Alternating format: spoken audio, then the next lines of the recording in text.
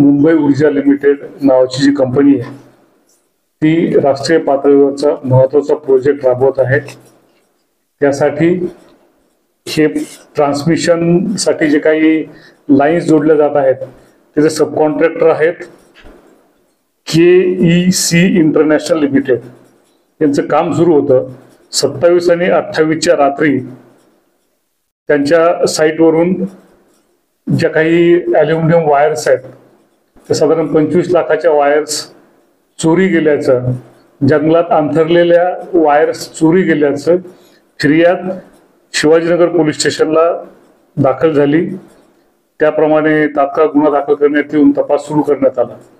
Shivajinagar police स्टेशनची जे काही तपास पथक आहे यांनी विशेष कष्ट घेऊन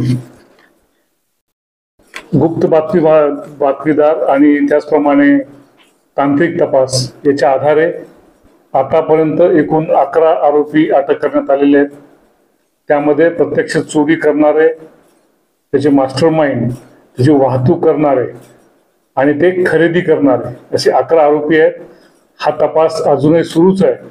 यामध्ये सर्वचे सर्व म्हणजे 25 लाखाची ॲल्युमिनियम वायर जप्त करण्यात आलेली आहे।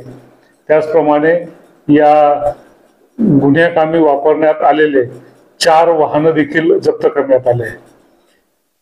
असा एकंदर साधारण 29,64,000चा मुद्देमाल जप्त करण्यात आलेला आहे। यामध्ये या संपूर्ण तपासामध्ये शिवाजीनगर पोलीस स्टेशनचे वरिष्ठ पोलीस निरीक्षक श्री अशोक भगत, त्यांचे सहकारी पोलीस निरीक्षक गुन्हे श्री तुकाराम पादीर, त्याचप्रमाणे सहाय्यक पोलीस निरीक्षक गणेश शेळके, PSI शिराज शेख, पोलीस हवालदार सैदाने, पादीर, पारधी, वळवी, राजगे, पोलीस शिपाई शेख, डोंगरे, काकडे आणि चत्तर यांनी विशेष सहभाग नोंदवलाय।